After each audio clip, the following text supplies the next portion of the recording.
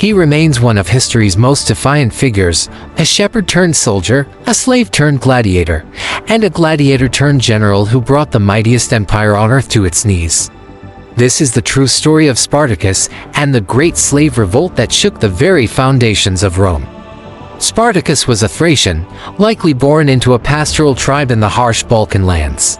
His life followed the familiar, brutal path of Roman expansion, captured, enslaved, and eventually sold into the violent world of the Roman arena. He was trained at a gladiatorial school ludus owned by Lentulus Batiatus near the city of Capua.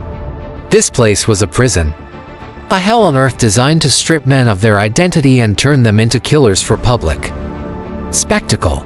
But Spartacus was different. He possessed a rare combination of intelligence, courage, and natural leadership. His spirit simply refused to be broken. In 73 BC, this indomitable spirit ignited a rebellion. Spartacus, along with around 70 fellow gladiators, led a daring escape.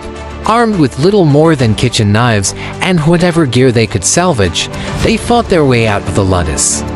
Soon, they fortified themselves on the slopes of Mount Vesuvius, their numbers swelling as runaway slaves from surrounding estates flocked to their banner. This was the spark that would ignite the Third Servile War. Initially, Rome dismissed the uprising as a minor police problem.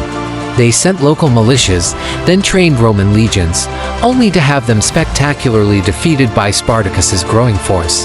His genius lay not just in his ferocity in battle, but in his strategic mind. He organized the desperate, terrified collection of slave skulls, Thracians, and others into a disciplined, highly mobile army. He armed them with captured Roman weapons, turning the Republic's military into his personal supply line. For 2 years, Spartacus and his army humiliated the Republic. His forces grew to an estimated 70,000, maybe even 120,000 people.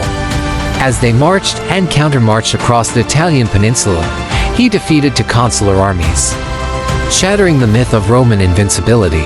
At one point, Spartacus held the entire south of Italy, and the rebel army even considered marching on Rome itself. But Spartacus wasn't trying to conquer Rome. He was fighting for freedom. His original plan was simple: lead his followers north, out of Italy, over the Alps, and back to their homelands. However, internal divisions began to tear at the rebel army.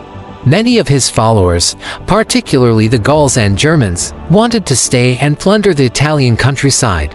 This fateful decision forced him to turn south again, right into the jaws of the Roman war machine.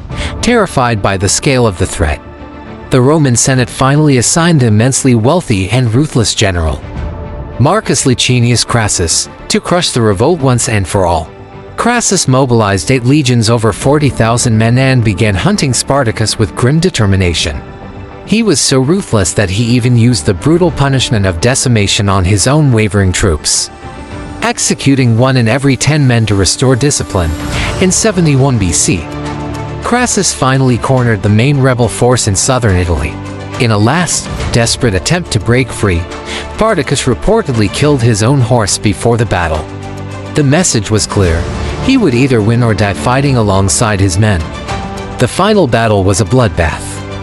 Spartacus's army was utterly routed.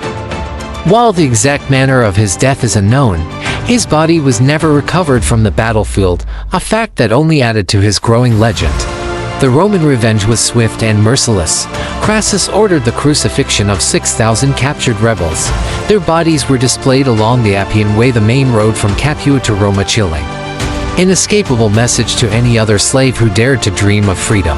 Though the man died, the memory of Spartacus lived on, becoming an eternal symbol of defiance against oppression and the enduring human quest for liberty. Thanks for watching. If you enjoyed this dive into history, be sure to like this video and subscribe for more stories of the figures who changed our world.